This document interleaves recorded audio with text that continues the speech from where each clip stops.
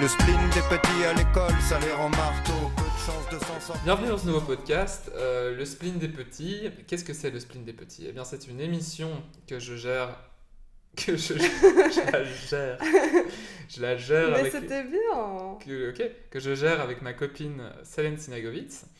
Et qu'est-ce qu'on va faire dans cette émission ? On va lire des livres pour enfants, des petites pépites de notre enfance.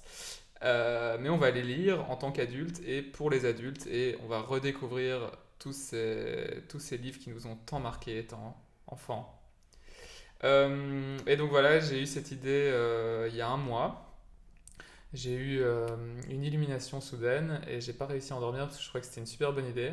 Et puis petit à petit, j'en ai parlé à ma copine et qui était assez emballée et on trouvait que c'était une super bonne idée. Et puis finalement, on s'est retrouvé dans un magasin de livres au rayon enfants et là c'est devenu un petit peu gênant parce que j'étais entouré d'enfants et c'est là que je me suis rendu compte que le décalage pouvait être aussi un peu gênant, mais je crois en ce projet et j'y crois Et fort. tu t'appelles Gilles. Et je m'appelle Gilles. Et d'ailleurs, donc à ce magasin j'ai l'impression de faire un stand-up. Et d'ailleurs, vous savez pas ce qui s'est passé à ce magasin de livres. Bref, j'étais dans le rayon enfants. Et donc j'étais un peu mal à l'aise parce que je me rendais compte que j'étais en train de chercher des livres pour enfants, entouré d'enfants, et alors que j'étais pas un enfant. Et peut-être je suis facilement mis mal à l'aise, mais donc finalement j'ai demandé un renseignement à une vendeuse pour me donner une contenance. Et puis en fait, je me suis rendu compte que c'était aussi un enfant. C'était juste une petite fille de 10 ans qui avait l'air très adulte. Célène secoue la tête en disant « Tu vas dans un terrain dangereux ». Enfin bref, voilà, ça va être rigolo je crois et on va bien s'amuser. Et d'ailleurs, on a hâte de commencer. Donc je vais remercier quelques personnes. Déjà, Stupéflip de nous avoir laissé utiliser le nom de leur chanson et leur chanson comme générique, ce qui est un privilège énorme. Et aussi, merci à Sandra qui gère la boutique du crew Stupéflip parce que je ne savais pas comment les contacter, donc je leur ai envoyé un message par leur boutique, ce qui était un peu inespéré, et elle m'a répondu tout de suite, et merci beaucoup à elle d'avoir joué les intermédiaires. Et c'est parti. Donc voilà, on est super content de pouvoir utiliser la chanson et le titre. En fait, j'avais réfléchi on réfléchissait à un titre, on a beaucoup tourneboulé. Dom Dom et Lala, c'était mon favori. Ouais, c'était vraiment... Dites-moi ce que vous en pensez. Ouais, Dom Dom et Lala, on avait pensé à pas mal de choses, mais je sais pas si je vais les énumérer ici. Mais donc, le spleen des petits, ça m'est apparu tout d'un coup comme une évidence, parce que c'est une chanson qu'on trouve très belle tous les deux et qui nous évoque vraiment fort. Enfin, en fait, il y a peu de chansons qui m'ont autant évoqué l'enfance. Ouais. Le truc de la cour de récré, des feuilles mortes, de la violence aussi qu'il peut y avoir dans les cours de récré. Et donc c'est vraiment un super honneur de pouvoir utiliser ça pour notre podcast. Merci aussi à Henri Michel. On a découvert ces podcasts Rivière à détente et aussi Spoiler arrière il y a un an et on les a tous écoutés et on a adoré ce qu'il faisait. Et ça a été un peu une entrée dans le podcast humoristique très agréable. Et Spoiler arrière m'a clairement donné l'idée de faire ce podcast parce que je trouvais le concept super rigolo. Et aussi merci à mon ami Morgan qui est ingénieur du son et qui m'a conseillé le matériel pour l'enregistrement. J'aurais peut-être dû lui demander des conseils avant parce qu'on galère un peu techniquement, mais je suis sûr que ça va aller quand même. C'est un péché d'orgueil. C'est un péché d'orgueil. Attends, merde. T'enregistres pas. Si, ça enregistre, mais ça enregistre en une piste. C'est bizarre parce que normalement c'est censé enregistrer en 2 pistes. Pour ce premier épisode, donc on a pas mal cherché avec quel livre commencer, et donc je crois qu'on a voulu commencer avec quelque chose qui a marqué toute une génération et un peu la nôtre. C'est Chair de poule, donc les livres de Robert Lawrence Steen, et donc qui sont des livres pour enfants qui ont été très très populaires dans les années 90. Et c'est le deuxième best-seller après Harry Potter, que je trouve absolument incroyable. Parce que c'est pas vraiment de la même qualité littéraire, on va être franc, mais c'est vrai que c'était hyper populaire Et moi, j'étais un peu trop chochotte pour les lire quand j'étais petit, mais mon frère était hyper fan. Et il était tellement fan qu'il s'était pas déguisé en un personnage de Chair de Poule, il s'était déguisé en livre Chair de Poule. Et donc il s'était mis la tête dans une boîte, enfin non, il s'était mis, c'était une boîte de carton qu'il avait, il avait dessiné une couverture même. Et donc je trouve ça assez fou En de... quel honneur. T'as pas dit le contexte. toute l'année. Il y a un moment où Il y a les 3 profs lui ont dit jours. d'arrêter parce que... Non, il allait au boulot avec ça à 30 ans. Non, il a fait ça pour le carnaval. Tu voulais en parler plus longuement? Non, mais on va venir à un moment à un chapitre, et il y aura un chapitre où ça va clasher, parce que j'ai des choses à dire sur les couvertures. Mais c'est vrai que les couvertures, c'est une esthétique... Moi, j'ai rien à dire sur cette couverture, elle est parfaite. Quoi? Mais elle est géniale. Ok, je garde mes arguments pour le... Parce que je dois en parler, parce que du truc, là comme on n'a pas encore parlé du livre, mais je devrais parler de ça, et sache que je suis pas du tout d'accord avec ça. Ok. Et ça va clasher, ça va clasher. Alors j'ai aussi, donc j'ai un peu fouillé Wikipédia, j'ai fouillé la page française et la page anglaise, donc je suis vraiment allé au fond de la recherche quoi. Et j'ai vu qu'à la fin, Stein, il écrivait ses histoires en 6 ou 7 jours. Ce qui en dit beaucoup sur le niveau. Et c'est vrai que tu peux voir qu'il y a des mécaniques qui répétaient un peu à travers les bouquins. Enfin, bon, moi quand même pour trouver celui-là, j'en ai lu 3 ou 4 pour en trouver un qui est intéressant parce qu'il y a beaucoup de choses qui se répètent, quoi. Après, il y a des bonnes choses aussi dedans, je trouve. Enfin, ça, on en parlera. Et il y a le frigo qui commence à... Bon, on continue, c'est pas grave. On est en intimité. Oui, il faut un peu dire qu'on enregistre ça chez nous. Dans notre très bel appartement d'Etterbeek à Bruxelles, mais on a un vieux frigo. En regardant ton micro. En regardant mon micro. Et donc il y a un vieux frigo qui fait beaucoup de bruit, donc j'espère que ça ne nous gênera pas trop. Peut-être qu'on changera de local d'enregistrement plus tard. Un local. Un local. Et donc, il a aussi dit Stein que parfois il pensait à une histoire. En fait, il pensait à un titre avant de penser à l'histoire. Et je trouve ça marrant aussi comme concept parce que ça se sent très fort dans les titres. D'ailleurs, j'aurais une liste de titres marrants. Il pensait que ses livres avaient du succès parce qu'il n'y avait ni drogue, ni violence et ni sexe. Mais en même temps, c'est normal, il écrit des livres pour enfants. Donc Ouais. c'est un peu normal que... Enfin oui, c'est un peu un conseil. Bah oui, si vous voulez faire un livre d'enfant à succès, c'est vrai qu'il vaut mieux qu'il n'y ait pas de drogue, de sexe et de... Bah, dans la catégorie livres qui font peur. Oui, ou dans la catégorie tout court. Enfin, il y a peu de livres pour enfants avec du sexe, de la drogue et de la... Ouais. Même si j'ai trouvé que... Enfin, oui, on en parlera plus tard. Ouais, il disait aussi qu'il n'y avait pas de violence. Mais bon, ça c'est discutable. Donc, parce que justement, et d'ailleurs ça m'amène au sujet où je voulais venir, donc c'est intéressant comme genre littéraire, parce que c'est des livres pour enfants, mais qui doivent faire peur, et donc il faut trouver la juste balance entre le fait de faire peur à un enfant, mais pas le traumatiser non plus. Et moi j'ai ça un peu avec tes nièces, où genre un enfant aime bien qu'on lui fasse peur. On rentre direct dans la polémique. Oui, les enfants aiment bien qu'on leur fasse peur. Donc parfois tes nièces sont là, fais le monstre, machin et tout. Et puis après, je leur cours après, et il y a toujours un moment où je vais trop loin et elles finissent en larmes, parce que la limite est toujours très fine entre ah, c'est trop marrant, je me fais poursuivre par un monstre, et ah, le monstre m'a traumatisé à tout jamais, ou bien j'ai couru tellement vite pour échapper au monstre que j'ai trébuché et je me suis fait mal. Bah, je me souviens très bien de ce sentiment-là où t'es très excité par un truc et t'as peur, machin, et puis à un moment c'est trop loin et il faut que ça s'arrête, sinon tu vas exploser. Enfin, je me souviens de fêtes chez moi où tous les enfants allaient jouer dehors dans le noir, dans la campagne, et que genre plusieurs fois il y avait des adultes de la fête qui venaient en rugissant ou quoi pour nous faire peur. C'était drôle d'adulte, hein. C'est un peu d'adulte comme moi. Bah, tu connais mes adultes. C'est vrai que tes adultes sont bizarres. Et donc voilà. Et donc je me souviens très bien d'avoir... Genre limite d'avoir été au bord des larmes en disant maintenant stop quoi. Passer du rire aux larmes quoi.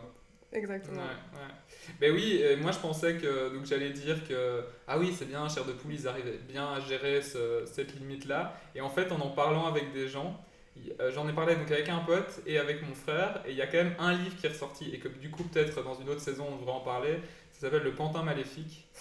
Et cet ami en particulier, donc mon frère m'a dit que lui il avait flippé totalement en lisant celui-là, et cet autre ami... Qui reste anonyme, appelons le Mr. Q, qui m'a dit qu'il avait fait des terreurs nocturnes pendant une grande partie de son enfance, et qu'à la fin son père devait dormir à côté de lui tellement il était terrifié par le Pantin Maléfique. Donc je me dis peut-être qu'il faudrait lire le Pantin Maléfique après, dans une saison. On va pas se taper tous les chairs de poule non plus, mais celui-là, à mon avis, est bien terrifiant. Et juste une dernière chose, j'ai sélectionné peut-être ceux qu'on devrait lire un jour aussi, parce qu'il y a des titres qui m'ont fait trop mourir de rire. Donc dans les meilleurs titres, il y a Comment ma tête a rétréci, Méfiez-vous des abeilles, Leçon de piano et piège mortel, Abominable bonhomme de neige et Danger chat méchant. Donc je trouve que ceux-là donnent pas mal envie. Voilà. Ouais. Les abeilles. Ouais, Méfiez-vous des abeilles, j'ai trouvé pas mal. Bah, ça fait pas vraiment très peur, je trouve. Dit comme ça. Une attaque d'abeilles, ça peut quand même faire... Moi, je me suis fait attaquer par des frelons quand j'étais petit, j'ai déjà raconté beaucoup, mais c'est un traumatisme. En fait, je crois que l'important, c'est de trouver le traumatisme pour chaque enfant.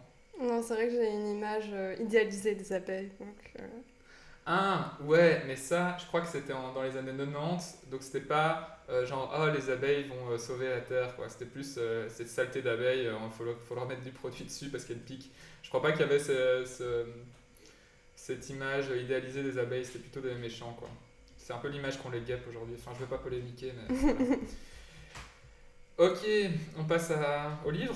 Si vous entendez des miaulements, c'est notre chat, tout cool, que peut-être on présentera dans d'autres épisodes, ou peut-être pas, s'il est sage. il viendra nous parler de son livre préféré.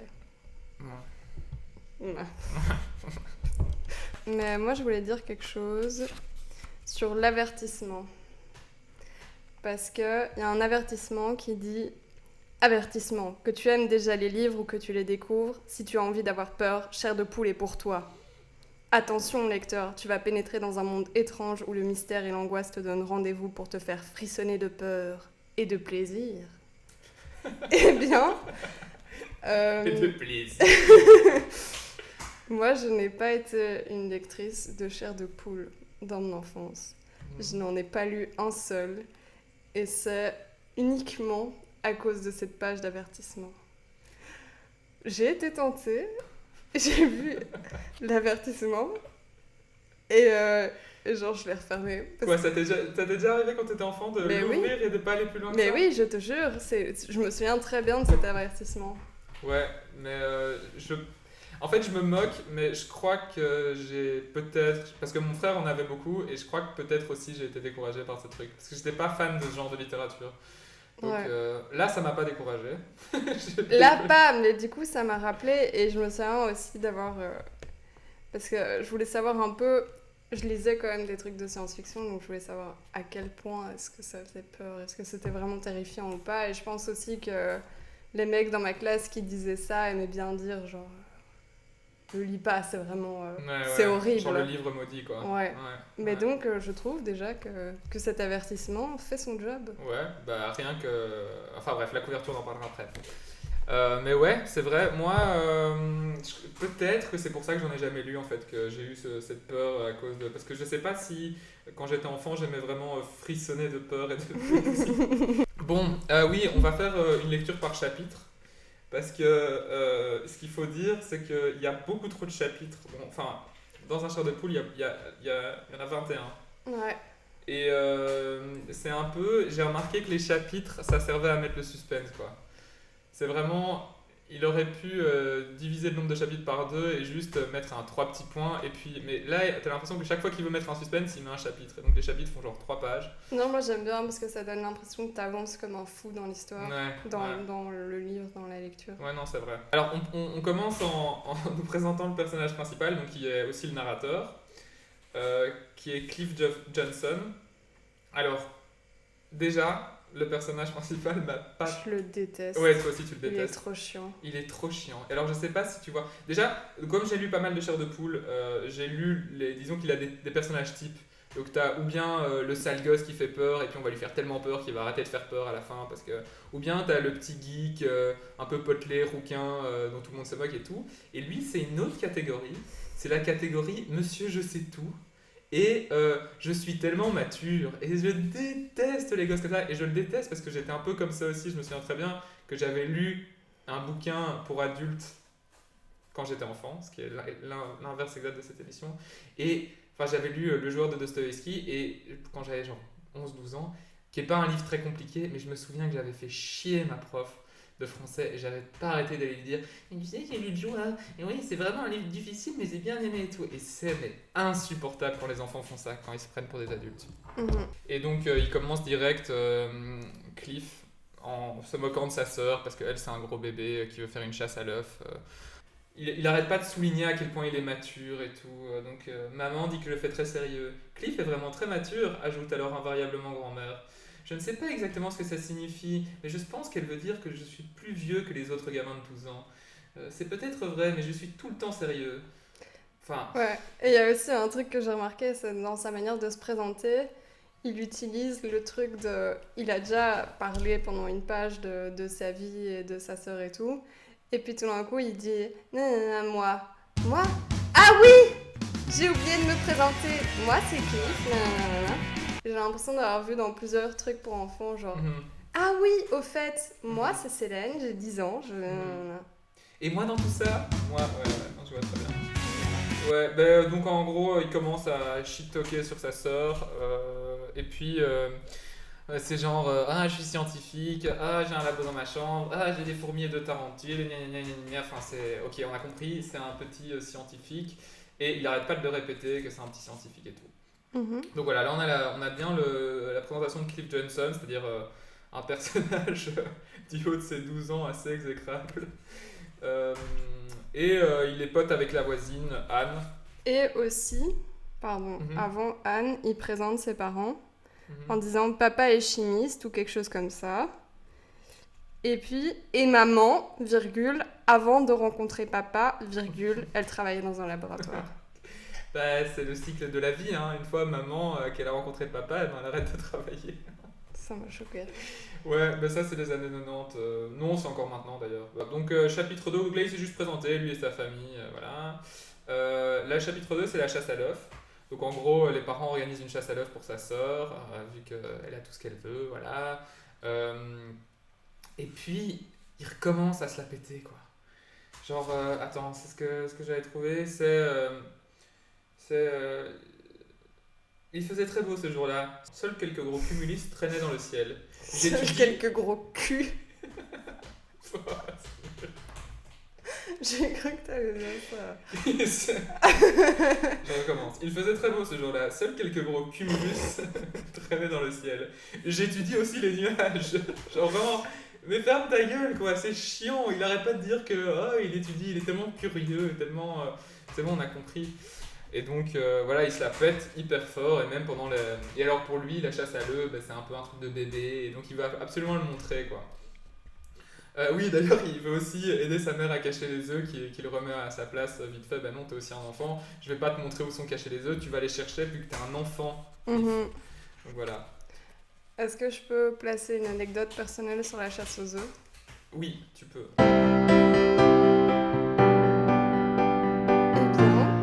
Je faisais moi-même la chasse aux œufs en chocolat, pas des vrais œufs comme dans le livre. Oui, ça j'ai trouvé ça bizarre aussi. Oui, Ils sont cons ces Américains. Hein. Ouais. Franchement, cacher des vrais œufs, ça n'a aucun intérêt.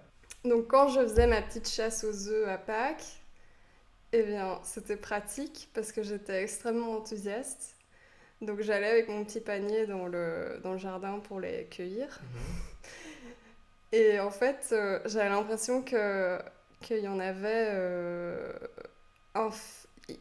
qu'il y avait un nombre infini d'œufs.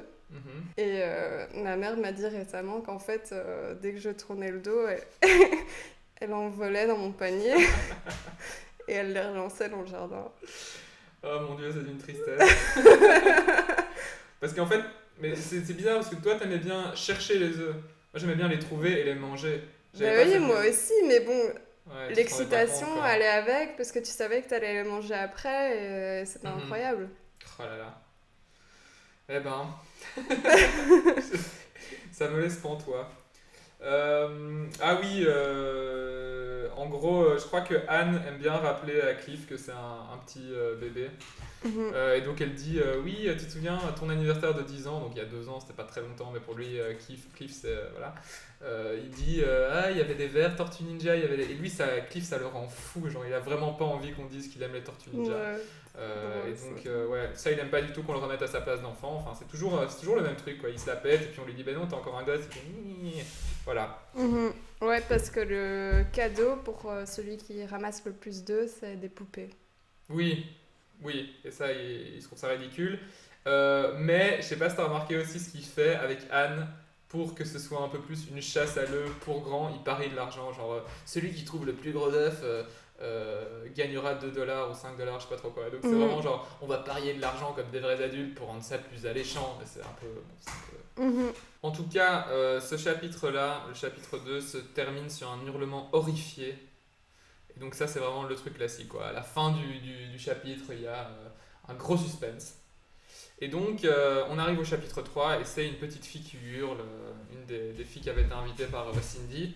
Et c'est un truc classique aussi dans les chairs de poule, c'est la fausse alerte, quoi. C'est genre toujours la première fois qu'on va entendre un gosse crier, eh ben, ce sera pas un vrai truc. Comme ça, après, quand il y aura vraiment un truc bizarre, eh ben, ils diront mais non, c'est encore. Voilà. Et donc en fait, ce qui s'est passé, c'est que comme tu disais, les œufs sont pas cuits. Et alors Cliff, Cliff continue à se la péter. Genre il dit seul un garçon, comment dit grand-mère encore? Oui, seul un garçon mature pouvait lui venir en aide. J'en peux plus, quoi. Il répète ça tout le temps. Il a une obsession là-dessus. Il va absolument montrer que c'est le plus grand.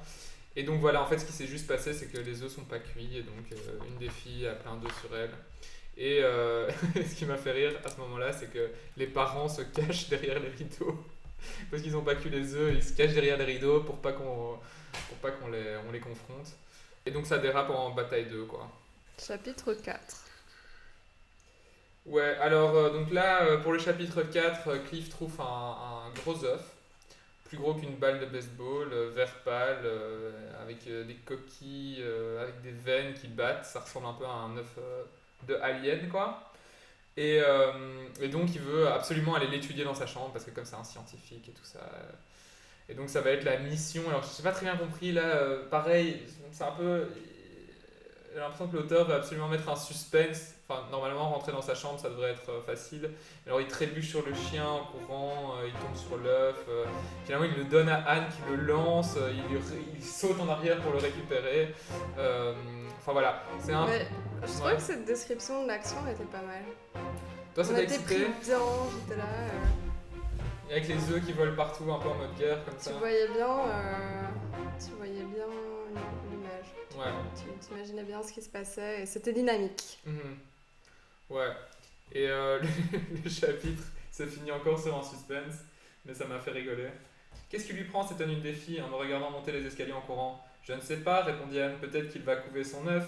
Elle ne croyait pas si bien dire. Ça m'a fait rigoler. C'est un suspense un peu étrange, genre bah ok, il va couver son œuf, j'imagine. Bon, chapitre 5, il est dans sa chambre. Moi j'ai bien aimé parce qu'il y a une description de la fin d'anniversaire, genre vraiment fin d'anniversaire nulle, quoi. Rien n'a été, tout le monde est déprimé. Ben oui, donc tout le monde est en train de nettoyer parce qu'il y a une grosse bagarre. La mère est pas contente alors que c'est elle qui a pas cuit les œufs, on rappelle. Et entre-temps, l'œuf mystérieux que Cliff a trouvé est devenu brûlant. Et donc finalement, il appelle Anne pour qu'elle lui dise ce qu'elle en pense. Et Anne dit que c'est un œuf de tortue. Je sais pas en quoi ça justifie qu'il est brûlant, mais bref. Et alors aussi, il veut appeler sa mère, et ça c'est un truc classique dans les chairs de poule, c'est genre évidemment, si on appelait les adultes pour qu'ils règlent tout, ben, ce serait réglé plus facilement, genre on dirait donne-moi cet œuf, je vais m'en occuper moi. Mais là, l'argument pour lequel la mère veut pas s'en mêler, c'est que en gros, sa mère a tellement été choquée par cette histoire de bataille 2 qu'elle veut plus entendre parler d'eux, donc il va lui dire maman, j'ai trouvé un œuf bizarre, elle fait je ne veux plus entendre parler d'eux, et donc voilà, en gros la mère lui dit non, je veux pas, et donc lui, au lieu d'insister, peut-être dire non, mais cet œuf est vraiment bizarre, il brûle, c'est peut-être dangereux pour moi, il dit non, ok, je rentre dans ma chambre. Voilà. Et il y a un suspense raté de on croit vraiment qu'il va se passer quelque chose et en fait il a pas bougé. Ouais, c'est ça. Et puis en fait, il laisse l'œuf dans son tiroir à chaussettes. Et encore une fois, je me dis, bravo le scientifique, quoi. C'est pas. Il n'arrête pas de dire, ouh, je vais l'étudier, je vais faire attention. En fait, il le traite un peu n'importe comment cet œuf, je trouve. Bah, en soi, c'est douillet. C'est vrai. Il le couvre, quoi. Alors, chapitre 6, je sais pas si t'as encore des choses à dire sur le chapitre 5. Non. Chapitre 6, donc c'est. Là, encore une fois, c'est un peu. Ouais, c'est un peu un chapitre qui sert à rien, ça n'amène pas Bah, grand-chose. on rencontre Papy. Oui, on rencontre Papy. Qui est limite, Qui est très limite. Oui, je crois qu'on a la même citation, à mon avis. Il faut situer, les grands-parents arrivent pour souhaiter bon anniversaire à Cindy, et Cindy, bah, voilà, fait encore sa petite bébé un peu mignonne et tout. Et puis, les bisous, les tapotements sur les joues. Papy dit qu'il regrette de ne pas avoir eu la chance de rencontrer une aussi belle fille dans sa jeunesse. Mamie qui fait semblant de se fâcher. Cindy qui minaude. J'ai trouvé ça un peu ça m'a mis limite. mal à l'aise. Mais peut-être qu'on a un peu l'esprit mal tourné, je sais pas. Ouais. C'est vrai que c'est. Minaude. Ouais, moi j'ai trouvé ça un peu limite. Ouais. Cliff, comme d'habitude, critique tout le monde. Parce qu'il reçoit les mêmes pyjamas chaque année. Ben, il dit que ses grands-parents sont pas nés dans le même siècle. Enfin, c'est. Voilà. Et puis ils vont au resto. Et là, il y a la mère pète encore un câble parce qu'il y a une pizza romana avec un œuf à cheval. J'ai pas trop. Ouais, un œuf à cheval Ouais, apparemment. à cheval. Un œuf à cheval, en fait, c'est juste un œuf. Enfin, c'est aux États-Unis, genre ils mettent un œuf sur tout. Donc là, ils ont mis un œuf sur la pizza. Et À cheval sur la pizza. Ouais, c'est ça. Ouais. Et donc la mère pique une crise. Ah non, pas encore un œuf. Enfin voilà. Et du coup, ça relance la conversation sur la bataille d'œufs. Et alors, Papy trouve ça très drôle. Et c'est très bizarre ce moment. Parce que donc, Papy est lancé et donc il raconte des bêtises qu'il a fait dans sa jeunesse. Et donc,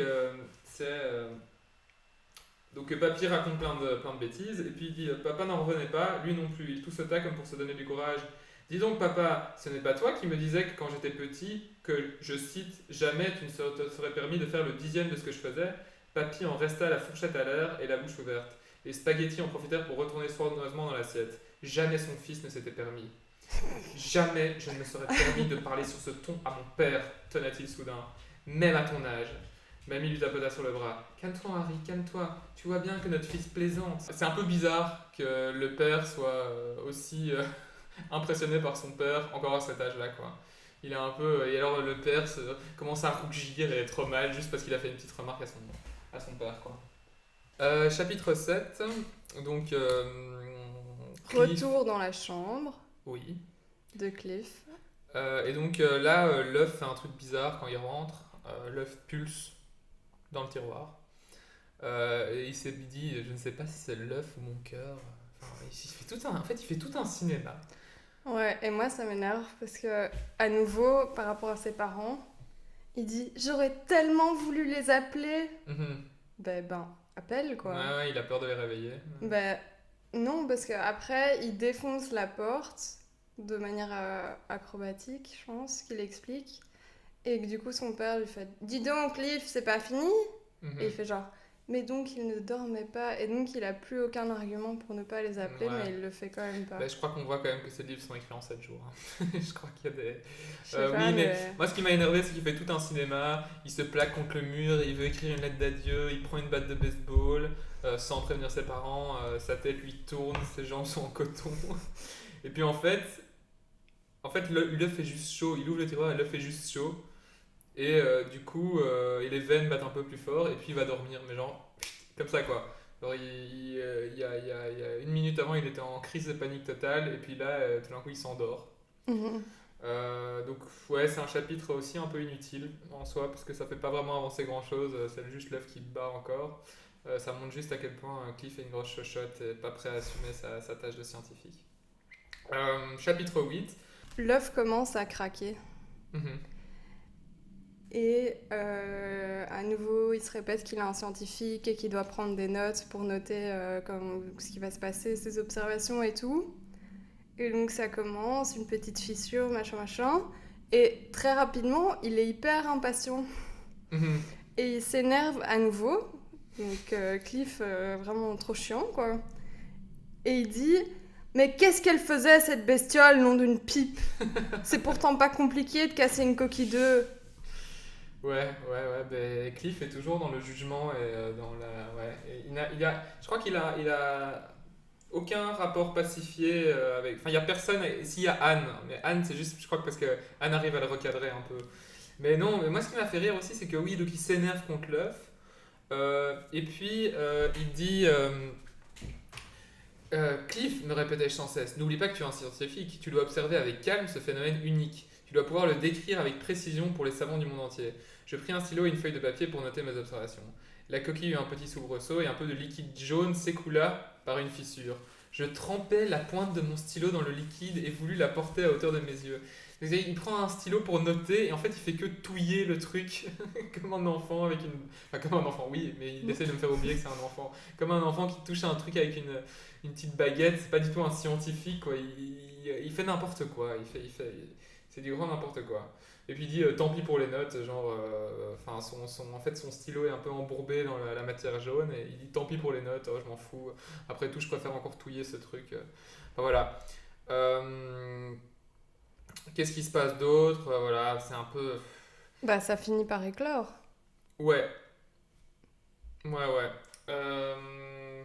Oui, et alors ouais, c'est ça. Ça finit par éclore. Et alors j'ai adoré la description des petits. Ouais, moi aussi. Des êtres. Donc c'est.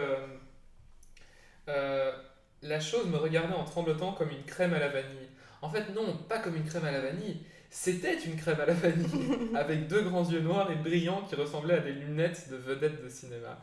Ça, j'ai bien aimé parce que c'est vrai qu'en général, les monstres, dans les chairs de poule, on peut parfois être dans le lieu commun et tout. Là, pour le coup, une sorte de crème à la vanille avec des lunettes de soleil, je trouvais ça assez original, quoi. Ouais. Et il est paniqué. Ouais. Donc ça ressemble à une crème à la vanille. Il panique totalement. Et ses cheveux se dressent sur sa tête. Ouais, et il a une terrible envie d'aller aux toilettes. Oui, ça, j'ai adoré aussi. Il voit une crème à la vanille avec des lunettes de soleil, il flippait, mais à fond, quoi. Ouais. Alors, ouais, il a une terrible envie d'aller aux toilettes. Et c'est récurrent dans le livre aussi. Plusieurs fois, il a dit je dois trop aller aux toilettes. Ouais, je crois qu'il a un problème de digestion. Et il appelle sa maman. Voilà, il claque le tiroir et il veut aller dormir entre ses parents. Voilà, donc Cliff, le grand mature, veut aller faire dodo avec papa et maman. Mais ils sont partis. Ah oui, non, attends, il continue son cinéma, pardon. Attends, j'avais encore un truc. Il sent une douleur à son mollet. Il tombe sur ses fesses, c'est son n'importe front est quoi. glacé et tout, il a un goût de sang dans la bouche, genre un truc infernal. Je secouais la jambe comme un fou pour décoller la bestiole, donc il croit que la bestiole est sur lui. Je révélais ma jambe de pyjama. Quel idiot, ce n'était que l'ourlet qui frottait contre une écorchure sur mon mollet. Mais quelle chochotte, quoi. C'est vraiment... Enfin bon, c'est Cliff, quoi. Ah. Et c'est une glace à la vanille. Une crème à la vanille. Une crème à la vanille. Oui, et en plus il a peur d'une crème à la vanille. Après, je peux comprendre, il y a ce truc où quand tu vois par exemple des bestioles dans un aquarium, enfin tu vois quand tu vas au zoo et tu vois des bestioles, enfin des insectes, parfois tu as l'impression d'avoir un truc sur toi, donc je peux... Mais bon, il fait, enfin c'est vraiment une drama queen, quoi. Ouais, surtout les insectes qui ressemblent à des plantes. Oui. Tu les voyais pas et puis tout d'un coup tu les vois et... Ouais, c'est vrai. Les insectes qui... un peu comme Cliff. Les insectes qui font du sport, les insectes qui font du sport, tout ça. Oui, c'est les insectes qui ressemblent à des plantes. Ouais. Mais oui, parce que tu t'y attends pas. C'est vrai, ça fait peur. Bon, ben donc... Ah oui, alors, et pourquoi ses parents sont partis? Parce qu'ils sont allés voir papy... Enfin, ils sont allés faire un jogging, ils sont allés voir papy et mamie pour se faire pardonner de la veille. Parce que le père a dit que peut-être son père avait fait des bêtises quand il était jeune, et ben tout d'un coup, c'est le drame familial, j'en ai vu ici. Enfin bon, ça, c'est la relation entre le père et le grand-père n'a pas l'air très saine. Mais je ne juge pas. Si tu juges. Si, je juge un peu, mais bon. Enfin, de toute façon, quand tu vois la personnalité de Cliff, ça devait pas être un environnement familial très sain. Et elle précise, ce sera peut-être un peu long si papy est encore énervé. Ouais, c'est ça. Ouais, non, papy, il pète un câble parce que son fils lui a juste fait une petite remarque amusée sur le fait qu'il faisait des bêtises. Cliff est totalement paniqué, n'est pas capable de prendre une décision sensée, et donc il va chez Anne qui, elle, est pragmatique. pragmatique. Donc elle lui dit viens, on la met dans le tiroir à chaussettes, puis dans un porte-bagages. Là, il y a un petit côté plagiat E.T., quoi. Genre, on amène l'extraterrestre sur son vélo.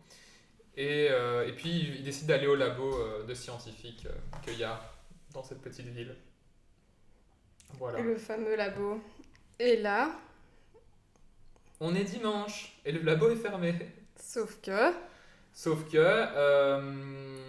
finalement, il y a quand même un vieux professeur qui traîne, et direct, Anne se fout de sa gueule parce qu'il est moche.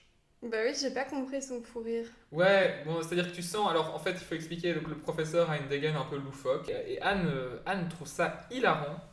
Donc, elle fait du ugly shaming, je sais pas comment on appelle ça. Vraiment, elle se fout totalement de sa gueule, quoi. Et là, parce qu'on va arriver au truc qui me taraude, donc la couverture. Parce que maintenant, en gros, donc il faut dire, la couverture, elle sera en image du podcast, donc vous aurez pu la voir. Il y a le professeur qui est inondé par ces petites bestioles qu'on nous a déjà présentées, qui sont, excuse-moi, censées être des crèmes à la vanille avec des trucs de lunettes de vedettes de cinéma. Et donc, je me suis renseigné. Et en fait, ce qui est intéressant, c'est que apparemment, pour la version française, ils n'avaient pas les droits de la couverture américaine. C'est-à-dire que la couverture américaine est totalement différente. Et je vais te la montrer, parce que j'avais fait ma petite recherche. Et je trouve que la couverture américaine, qu'on mettra aussi, je sais pas, en description, je sais pas comment ça marchera. Mais, voilà, ça, c'est la couverture. Goosebumps. Qui est quand même, mais tellement mieux. Déjà, on voit le monstre. Oui. Comme il est, c'est-à-dire c'est une crème à la vanille avec des lunettes de soleil de vedette de cinéma, et puis l'esthétique est tellement mieux et fait tellement plus peur, quoi. Ouais, c'est vrai qu'on a un peu peur. Voilà, ouais, bon, moi je la trouve bien mieux. En fait, ça m'a fait penser un peu au Kratos, tu vois. J'ai même vérifié si c'était pas le même qui faisait les Kratos aussi, mais c'est pas lui. C'est un autre illustrateur américain, Tim Jacobus, donc cet illustrateur qui a fait des couvertures assez dingues, je trouve, qui a fait toutes les couves des chairs de poule, enfin des Goosebumps. Et du coup, c'est Jean-Michel Nicolet qui a fait la couverture de cette version. Et ce qui est dingue, c'est que tu vas regarder... En fait, Jean-Michel Nicolet, c'est un dessinateur de science-fiction. Bon, moi je le connaissais pas, mais apparemment assez renommé, qui a travaillé dans Métal Hurlant, qui est un peu une référence dans la science-fiction. Et tu te dis, quand tu regardes ses dessins, ils sont géniaux, ils sont vraiment beaux, quoi. Et là, tu regardes ce truc et tu as l'impression... Bon, je sais que ces bouquins sont écrits en 7-8 jours, mais du coup, la couverture est importante. Et là, vraiment... Moi, je la trouve ratée et moche. Et c'est un peu genre, t'as l'impression que le mec, il dessinait des trucs de science-fiction pour adultes, hyper cool. Et il s'est dit, c'est pour les gosses, en plus, c'est des putains d'américains. Je m'en fous un peu, je fais un truc rapide. Et moi, je parlais même pas spécialement de cette image-là, mais surtout la typo. Ah ouais, la typo, elle est trop bien. Le côté coloré. Ouais, mais ça, c'est un look très 90s, assez cool, c'est vrai. Ouais, avec le petit dégradé, je sais pas, je trouvais que ouais. On les reconnaît de loin. Donc revenons à l'histoire après ce petit clash sur les couvertures de chair de poule. Pour ma part, je trouvais ça un peu scandaleux. Quel clash! Clash, hein, mais j'étais content de mettre un peu de violence dans cette émission pour qu'il y ait un peu du conflit et du... Alors, apparemment le professeur, on apprend qu'il est au courant des œufs, quoi, parce qu'il a pas l'air trop surpris. Et donc, il claque la porte derrière eux. Et là, on sent une petite appréhension. Et en plus, on est tous les deux de la génération, je sais pas si on peut l'appeler comme ça, mais génération du trou. Du coup, génération du trou. Il faudrait faire un tube sur génération du trou. Enfin, il y a un truc, les enlèvements d'enfants, moi quand j'étais petit, mais je crois qu'on en avait parlé, c'était aussi un truc qui te terrifiait. Oui. Et on était tous marqués par ce truc. Et donc... Je pensais ne pas pouvoir y échapper. Ah oui, que c'était comme un baptême du feu qu'il fallait se relever au moins une fois, quoi. C'est affreux. Et j'imaginais dans ma tête des moyens de m'échapper et j'ai encore actuellement des rêves de fuite. Ouais. Comme quoi il y a eu la génération attentat, il y a eu la génération Covid et nous on était plus la génération...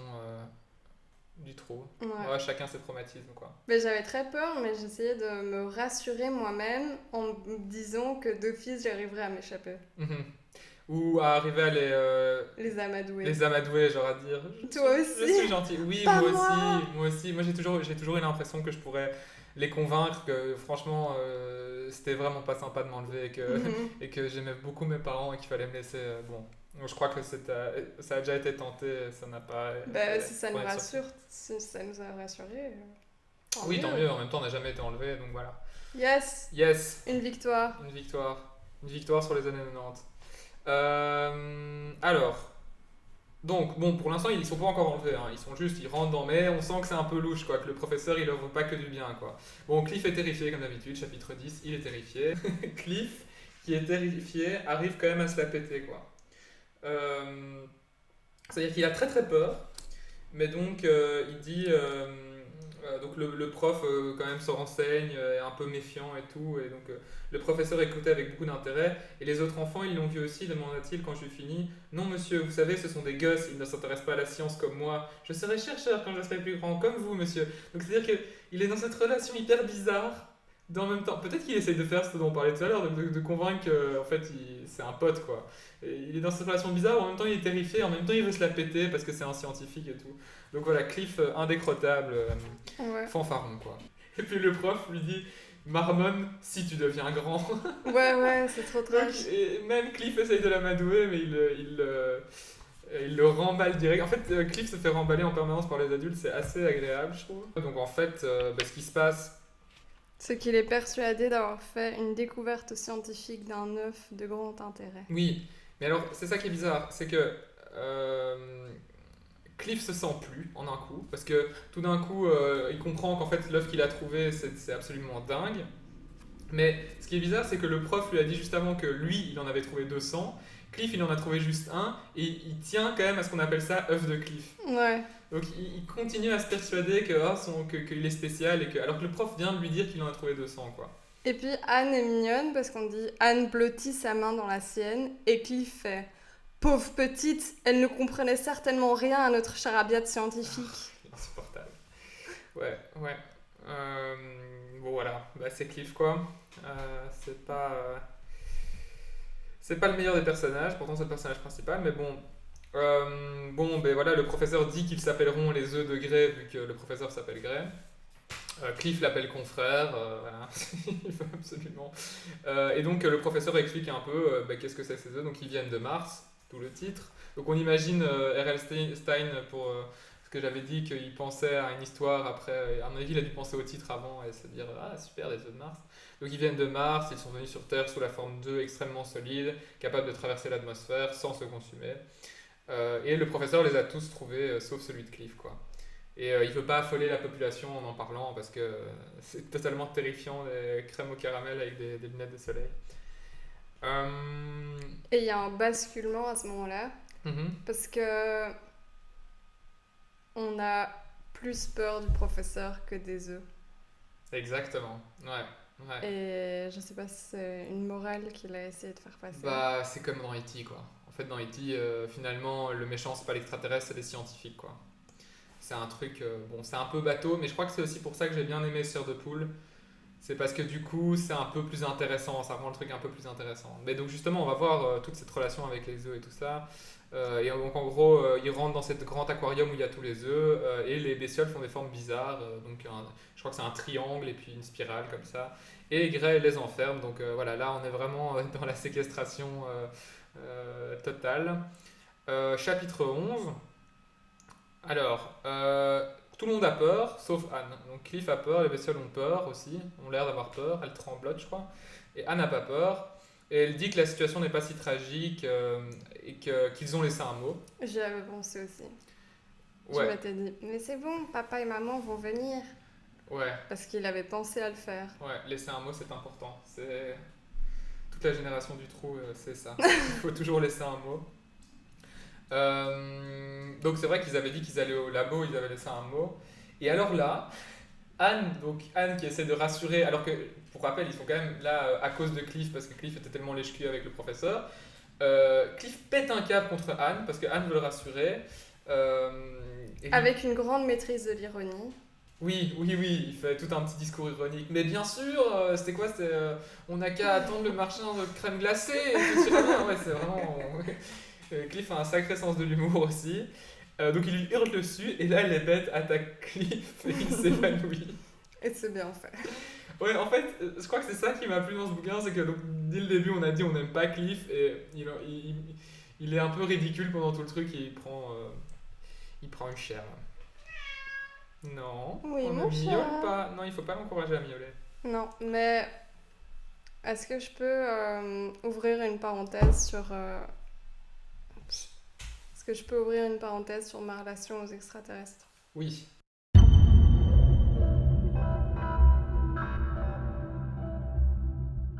Je n'avais pas envisagé qu'ils existent jusqu'à ce que je vois un documentaire alors que j'étais à la campagne chez mes grands-parents. Et c'était un documentaire sur des gens qui disaient avoir été enlevés. Donc c'était des interviews très sérieuses et qui expliquaient comment ça s'était déroulé et tout ça. Et ils avaient l'air un peu paniqués. Et du coup, ça m'a fait super peur. Et j'ai eu ma première insomnie À cause des cette extraterrestres. nuit-là, à cause des extraterrestres, parce que je pouvais pas m'endormir parce que je devais fixer la fenêtre. J'avais laissé le rideau ouvert et je regardais par la fenêtre côté rue et j'étais persuadée qu'ils allaient venir m'enlever, quoi. Ouais. Et donc vraiment j'ai eu des sueurs froides, j'étais pas bien et j'ai vraiment pas dormi parce que je regardais tout le temps cette fenêtre. Du trou de l'espace, quoi. C'est vraiment ça.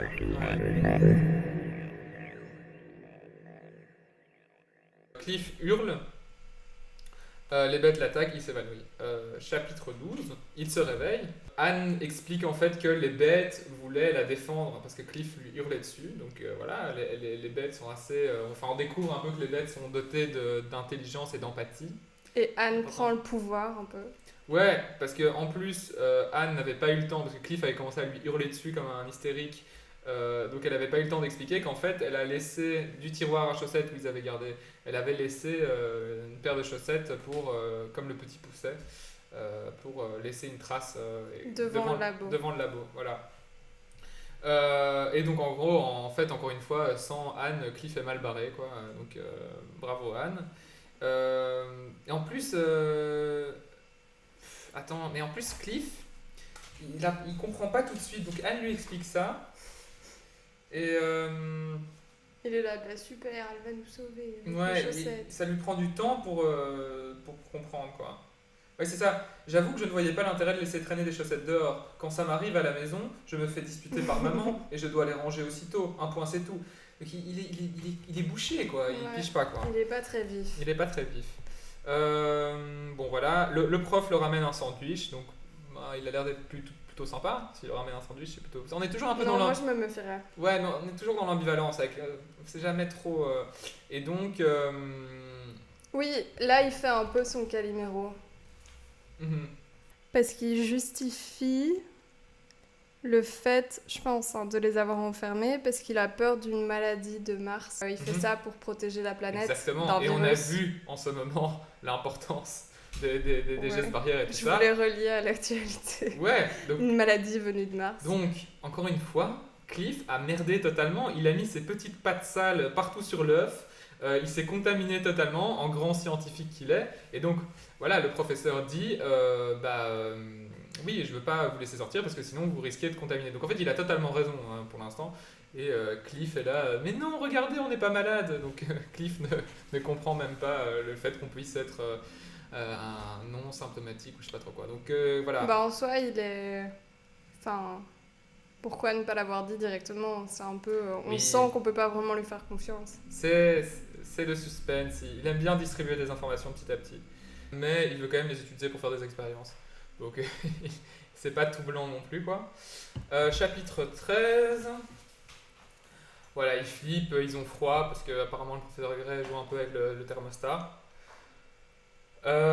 Et alors là, Cliff, qui n'est jamais à court d'idées, invente un truc de génie. Nous avions terriblement froid. Soudain, j'eus une idée. Les chaussettes, je les comptais rapidement. 4 paires, en éliminant celles que la bestiole avait salies. 2 paires chacune, une pour les pieds, une pour les mains. Je pris mes chaussettes les plus épaisses et les tendis à Anne. On n'aurait peut-être pas l'air malin, mais au moins on aurait un peu plus chaud. Donc en gros, Cliff invente des moufles et des chaussettes, parce qu'il fait aussi des chaussettes avec ses chaussettes. Enfin bon, bref. Et il est vraiment très content de son invention, quoi. Il les a sauvés du froid. Bon, les bestioles font des formes, un escargot et un triangle encore, ils comprennent pas, ils sifflent aussi. Donc Cliff le scientifique est capable de fabriquer des moufles et des chaussettes, mais pas de comprendre ça évidemment, ce qu'elles veulent dire. Ah oui, moi j'avais remarqué qu'il y avait une référence aux souris blanches de laboratoire, où elle dit « Je ne veux pas finir comme une souris blanche de laboratoire ». Et justement, au tout début, il disait que sa mère travaillait dans un labo avec des souris. Et là, le fait qu'eux aussi ils fassent qu'ils se sentent eux-mêmes comme des souris blanches et que c'est pas très chouette, et bon, ça dénonce. Ça dénonce. Et je crois que l'auteur était vegan. Oui, sûrement, sûrement. Et à la fin du chapitre 13, quand il reçoit le sandwich, il dit « Il n'était pas garni avec des souris blanches de laboratoire, quoique j'aurais même mangé des souris, y compris vivantes. » Bon, ben non. Oui, donc... Donc le temps d'un chapitre, il a pris position et puis il a changé d'avis. Donc Cliff va mordre dans le sandwich quand il voit son père et Cindy dehors. Et donc c'est encore un suspense terrible entre deux chapitres. Donc chapitre 14. Chapitre 14, on voit l'importance de ce qui a été mis en place dans l'intro et dans la description de Cindy, genre. Il a beaucoup insisté sur le fait que Cindy était têtue. Ouais. Et donc Cindy ne lâche pas l'affaire. Donc oui, c'est vrai. Mais attends, donc ils sont dehors, ils peuvent malheureusement ils peuvent ni voir ni entendre Anne et Cliff. Mais ils voient que Cindy trouve la chaussette et finalement le prof leur ouvre.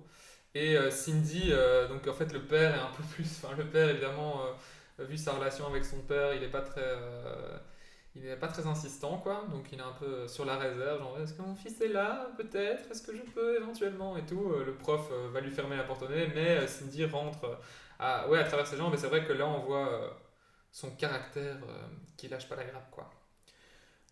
Jusqu'à ce qu'elle se batte avec le professeur Gray. Ouais, c'est ça. Ouais, c'est ça, il lui donne un coup de pied parce qu'il veut essayer de la sortir. Et en fait, c'est là qu'on voit que Cindy, elle est badass, quoi. Elle est assez... Bah aussi, on se rend compte que le père est vraiment nul, quoi, parce qu'il s'en fiche. Il s'en fout. Alors qu'il a vu les chaussettes. Ouais, il s'en fiche complètement. Ouais. Et il va s'en foutre jusqu'au bout. Ouais, parce que finalement, le prof sort Cindy. Et donc, le père part entraînant Cindy, voilà. Donc ils partent. Le père a dit bon, peut-être qu'il n'a pas été enlevé finalement. Tant pis alors. Tant pis. À mon avis, ça s'est mal passé la réunion avec son propre père. Et peut-être qu'il en veut à Cliff pour les échecs qu'il a lui-même avec son père. Enfin bon, ça c'est peut-être de l'interprétation, de la surinterprétation. Donc chapitre 15, donc ils sont encore désespérés. Ça va de mal en pis, hein, parce qu'ils sont vraiment dans la mouise. Ah oui, Cliff pense que le professeur va les tuer avec un rayon paralysant et en fait c'est un micro. Il allait les châtier et puis en fait pas. Comment ça? Il allait les châtier? Ben, on s'attend à ce qu'ils viennent pour les châtier. Ouais, mais il allait pas du tout les châtier. C'est Cliff qui a vu un micro et qui s'est dit ça doit être un fusil avec un rayon paralysant. Et donc le prof dit encore qu'il est obligé de les garder là. Mais non, là il annonce la vérité. Ça c'est dans le chapitre 16, attends. Donc le professeur dit qu'il est obligé de les garder là. Ah oui, il dit qu'il va annoncer la vérité et on finit sur un gros suspense. Et dans le chapitre 16... Voilà, là il y a un gros roulement de tambour encore. Il dit « Je suis obligé de vous garder là et je vais vous expliquer pourquoi ». Et là, roulement de tambour et puis chapitre 16.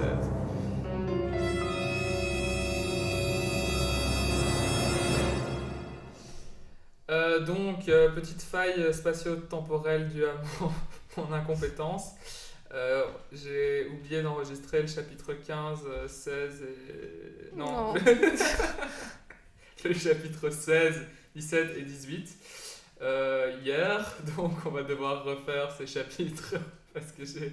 Ça te fait beaucoup rire en tout cas, c'est génial. C'est pas très grave, hein, c'est bon. Et là ça enregistre?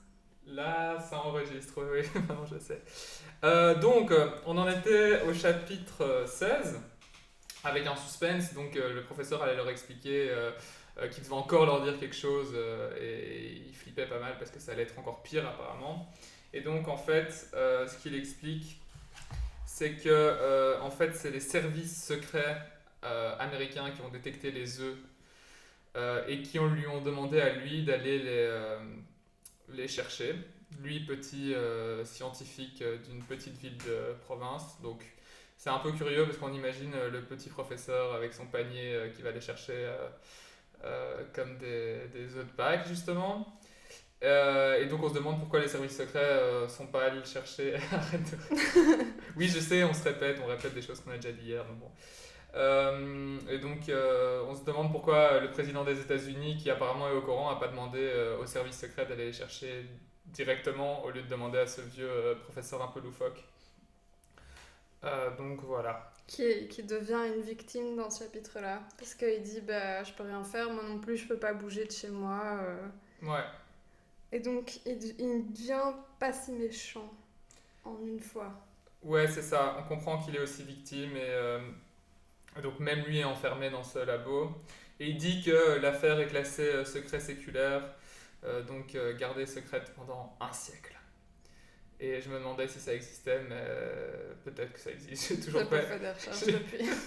Même depuis hier, j'aurais pu aller faire des recherches pour améliorer ce segment-là, mais j'ai pas été voir. Et donc voilà, le professeur s'en va le dos voûté, un peu comme une victime. Alors, en fait, moi j'étais assez content qu'on doive re-enregistrer ce passage-là parce que c'était un peu notre chapitre préféré, enfin en tout cas le chapitre 17-18. Chapitre 17, j'ai adoré. Voilà, c'est un chapitre très beau. On en apprend des nouvelles choses sur la nature des extraterrestres, des œufs. Donc, pour récapituler, donc ils sont complètement au bout du rouleau, tout va toujours de mal en pis. Ils ont froid. Ils sont froids, ils s'endorment. Et Cliff, qui est à moitié endormi, voit les petites bestioles avancer sournoisement vers eux. Et genre, il est tellement frigorifié qu'il peut pas bouger. Et donc, il pense que les bestioles vont les étouffer. Mais en fait, elles forment une petite couverture. Et donc, on voit que les bestioles les couvrent, forment une couverture gélatineuse. Et c'est très mignon. Ouais, et on se projette. On s'imagine recouvert de cette couverture gélatineuse et chaude et mignonne avec des petits yeux gentils. Je cédais au sommeil, épuisé par ce combat, bien au chaud sous mon épaisse et moelleuse couverture vivante. Mais oui. Ouais, c'est vrai que c'est mignon. C'est vrai que c'est mignon. Alors, mais moi, ce que j'ai encore plus aimé, je crois que c'est le chapitre 18, c'est la réaction du professeur. Donc, le chapitre 18 s'ouvre avec Cliff qui dit « Quel sommeil délicieux !» Et en fait, c'est le professeur Gray qui va les réveiller et qui est furieux et qui dit mais qu'est-ce que c'est que cette histoire? Qu'est-ce que vous fichez sous ce répugnant tapis de monstres gluants? Vous vous rendez compte ce que vous avez fait? Vous vous rendez compte? Mais nous n'avons rien fait, cria Anne pour couvrir sa voix. Nous dormions et ces bestioles se sont glissées sur nous. Eh bien justement, les bestioles se sont glissées sur vous, vous les avez laissées se glisser sur vous, précisa-t-il en détachant bien chaque mot. Et ça, vous me le payerez. Tous mes efforts sont anéantis parce qu'elles vous ont touché, parce que vous les avez laissées vous toucher. Donc voilà, le professeur est furieux de cette réaction interespèce. Parce que c'est vrai qu'à la base, c'était un peu son but qu'il n'y ait pas trop de contamination et tout ça. Et là, il y a eu de la bonne grosse contamination. Il y a eu Et surtout, c'est l'humanité chez ces bêtes qui le dérange. Oui. Et ça dénonce. Ça dénonce pas mal. Ça montre encore une fois que finalement, est-ce que ces martiens ne seraient pas plus humains que nous? Et c'est vrai que ça dénonce pas mal. On a à nouveau peur du prof. Ouais, là il est vraiment furax quoi. Moi j'ai pas trop compris parce qu'il dit que en fait c'est lui qui baissait la température pour voir comment les bêtes allaient réagir. Et moi je trouve que c'est une super chouette découverte de voir que les bestioles sont douées d'empathie, mais lui il aime pas du tout ça. Il est profondément mauvais. Mm-hmm. Il est profondément mauvais. Ouais. Et donc, voilà, je crois qu'on est arrivé plus ou moins au moment où ça avait recommencé à enregistrer hier. J'espère que cette fois-ci c'est enregistré. Et je coupe. Bisous. À hier. Et on termine sur un suspense encore. C'est soudain un cri d'horreur jaillit de sa gorge. Et on passe au chapitre 19. En gros, les bêtes, comme on pouvait s'y attendre, attaquent le professeur. dans leur mission de défense des gentils contre les méchants. Comme c'est montré sur la couverture. Voilà. Ça montre encore que cette couverture est complètement ratée parce que je sais pas. C'est pas du tout comme ça que je m'imagine la chaîne. Enfin bref. Que t'imagines quoi? La chaîne. C'est pas du tout comme ça que j'imagine la chaîne. Donc ils en profitent pour reprendre le boîtier et pour ouvrir la porte. Et alors là, c'est au tour d'Anne de dire des trucs très intelligents. Donc elle a la télécommande en main et elle dit « Feu rouge, feu vert », disait-elle en regardant les boutons rouges et verts de la télécommande. « Feu rouge égale danger, ce n'est peut-être que le vert. » Tu me dis bon. Voilà, Anne est aussi parfois un peu des raisonnements un peu simplistes. Mais évidemment, ça marche. Parce que tout le monde sait que feu rouge égale danger. Et donc là, ils veulent rentrer chez eux et appeler la police. Ce qui est un peu bizarre parce que tu te dis, bah, si le président des États-Unis. Là, on sent qu'il était à son 5e jour d'écriture, il était là, allez, on va clôturer le truc et on s'en fout un peu, quoi. Ils rentrent chez eux. Ah, on espère aussi une love story. Oui, c'est vrai qu'on sent qu'il y a. Que Cliff. C'est un peu ambigu. C'est un peu ambigu, mais j'ai l'impression surtout du côté de Cliff. Hein. C'est surtout Cliff qui cherche le rapprochement. Alors, ils rentrent. Et évidemment, les parents ne les croient pas, ça c'est un truc classique, les parents sont exclus d'histoire parce qu'ils ne peuvent pas comprendre, c'est trop fantaisiste. Bah oui, mais surtout, je trouve ça bizarre. Genre, ils leur posent pas d'autres questions pour savoir ce qui s'était passé ou... Non, mais c'est vrai, alors oui... Genre, ils sont partis plus d'un jour et... Une nuit. Et à nouveau... Une nuit, ouais. Ouais. Oui, ils se toute la disent, nuit, ils ont été s'amuser quelque part et maintenant... Oui, mais alors, pour la défense des parents, c'est pas clair du tout. Ils font genre, les extraterrestres, les professeurs, ils disent ça et c'est comme un flot de paroles et évidemment... Oui, mais moi j'aurais genre laissé passer un peu de temps, déjà pas gueuler sur le gosse parce qu'il se fait engueuler alors que clairement c'est pas de sa faute. C'est Cliff. Oui, ok, c'est vrai. Mais... Et puis après quand même... Savoir la vérité, quoi. Oui, c'est vrai qu'ils ont passé une nuit... Là, vraiment, on dirait que... Parce qu'en plus, pour revenir à la génération du trou, si tu sors, tu viens d'être enlevé et t'arrives à t'échapper, sans doute tu vas pas être très clair dans tes explications. Donc c'est vrai que les parents sont un peu... mais ça, ils sont pas concernés, en fait. Non, ils sont pas concernés. Mais ça, je crois que c'est aussi une façon, peut-être un peu genre... les adultes sont tous nuls. Ouais, et puis c'est aussi un peu... du côté des parents, ils doivent dire les enfants, ils font des petites bêtises. Et puis, de toute façon, un chair de poule ne marcherait pas si les parents, ils avaient toujours les parents sur le dos. Donc ça doit... C'était l'insouciance. Ouais. Ils ont été faire du camping. Ouais, c'est ça, ils ont dû aller faire du camping et ils se sont construits un radeau et ils ont navigué un peu et puis ils ont rencontré un vagabond qui leur a montré son couteau et puis voilà, enfin ils ont passé une petite nuit d'aventure mais rien de très grave quoi. Rien qui implique des extraterrestres. Chapitre 20. Chapitre 20. Oui, ils envoient Cliff au lit. Alors là, je m'insurge, encore une fois, mais t'as noté le même truc. Les parents sont tous les mêmes. Non, c'est pas ça. Moi je m'insurge, qu'est-ce qui se passe là? Au chapitre 20, c'est un procédé littéraire dégueulasse. C'est au même moment dans la maison des Gravelles. Donc depuis le début du livre, on est dans la tête de Cliff, c'est le narrateur. Ouais. Et là, on sait pas qui est le narrateur parce que tout d'un coup, on voit la maison de Anne et alors là, mais c'est de la...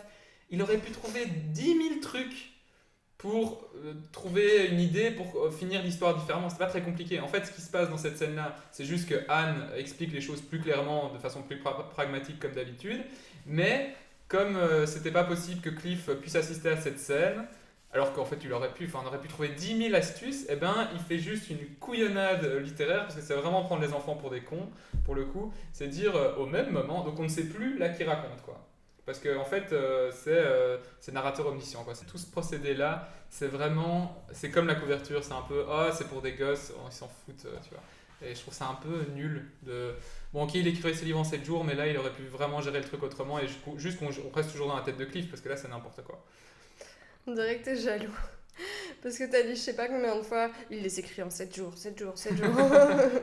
Bah, moi, si j'écrivais des livres pour enfants, et j'espérais bien pouvoir le faire un jour, eh ben, je les écrirais en plus longtemps et je mettrais plus de... Mais sans doute, il serait moins bien vendu parce que, bon... Non, mais en plus, je crois qu'il est doué, mais là, c'est de la fainéantise et c'est un peu, à mon avis... Là, je sais pas le quantième c'est, mais c'est dans les centièmes, 120e, je crois. Il devait être blasé et ça devait le faire chier, quoi. Ok. Ouais, donc Anne est plus calme. Elle explique le truc calmement à ses parents en utilisant des phrases complètes, contrairement à Cliff qui faisait une attaque de panique. Donc ils vont au labo. Là, il y a encore un suspense. La fin du chapitre 20, c'est ça. Je sursautais en entendant la porte du laboratoire claquer. Et puis chapitre 21, c'est je respirais profondément et me décidais enfin à jeter un coup d'œil. Donc roulement de tambour, le laboratoire était vide. Donc t'es un peu là, bon, à quoi ça sert de faire des suspens pareils, ça sert à rien. Et alors là, là il y a encore une description qui est chouette, parce que donc ils voient plus les extraterrestres dans le labo, mais ils regardent dehors. C'est alors seulement que je vis à quelques mètres à peine du bâtiment, et je mis un certain temps à comprendre. C'était un gros cornet de glace à une boule. Il se détachait sur le fond vert des arbres, la pointe dirigée vers le ciel. Si c'était un vrai cornet de glace, c'était une glace à la vanille, modèle famille nombreuse étalée sur 5 générations. Le cornet jaune géant tremblotait en faisant des petits bruits mous. Moi j'aime bien les descriptions avec la bouffe. Ça, je trouve ça chouette. Mais on est dans le chapitre 21 là. Ouais, dans le chapitre 21. Ouais, on arrive à la fin. Hein. C'est une fusée / pyramide. Ouais. Ah, oui, en fait, c'est une fusée qui est construite de tous les petits œufs qui sont fusionnés comme ça. Et elles sont en train de se tirer. Moi, je trouve qu'il y a beaucoup de questions sans réponse. Qu'est-ce qu'elles sont venues foutre ici, qu'est-ce qu'elles sont venues foutre Mais aussi, comment est-ce qu'on sait qu'elles viennent de Mars? Bah parce que le président des États-Unis le savait. Bah comment il savait ça? Bah parce que la NASA. Tu crois qu'ils peuvent savoir, genre, par exemple, il y a une météorite qui tombe sur la Terre, ils peuvent savoir d'où ça vient peut-être? Ouais, mais ils savent plein de trucs qu'on sait pas. Par contre, ils comprennent la signification de la spirale et du rond. C'était la forme de leur fusée en forme de cornet de glace, quoi. Bah moi j'ai trouvé ça nul. Ouais. Bah juste la fin, je termine juste la fin, après on peut dire sur mais donc ça finit sur la pipe du professeur Gray laissée par les bestioles qui l'ont bouffé. Alors je trouve ça bizarre parce que j'avais vu dans une interview qu'il avait donnée qu'il disait qu'il n'y avait jamais de mort dans ces... Bah on sait pas. C'est une forme ouverte. On sait pas s'ils l'ont mangé. Tu crois qu'ils l'ont emmené avec lui dans le cornet de glace? Oui, peut-être, sûrement. Mais pourquoi ils lui ont pas laissé prendre sa pipe? Bah à mon avis ils l'ont enlevé. Pour faire peut-être des expériences sur lui, comme il a fait sur eux. Genre le mettre dans un aquarium et baisser la température. Le mettre dans un aquarium avec des gens de leur espèce et voir si ils se transforment en couverture. Donc voilà, c'est la fin. Le professeur Steen, j'allais dire, le professeur Gray est bouffé ou pas bouffé ou emmené. Alors là, j'ai un gros scoop. Attention. Est-ce que ça t'a plu la fin? Non. Non, ça m'a pas plu. Moi non plus, je trouvais ça... Je suis restée sur ma faim. Oui, exactement. Je me suis demandé quid du FBI aussi. Ouais, c'est ça. Genre. Et oui, s'ils étaient contaminés, tout le monde s'en fout aussi. C'est un happy end un peu bâclé. Non, je suis totalement d'accord avec toi. Et donc, je ne me suis pas limité qu'à Wikipédia pour faire mes recherches. Je suis aussi allé sur le site des fans américains de Goosebumps.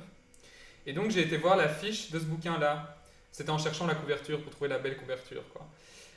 Et donc, ce qui est incroyable, c'est que la version américaine n'est pas la même que la version française. Alors, juste un truc, j'ai trouvé des goodies, petits porte-clés en forme d'œuf qu'il y a moyen, qui font un cri bizarre comme des bestioles, voilà. Trop ça, bien. il y a eu ça. Mais donc il y a des changements entre la version française et la version anglaise.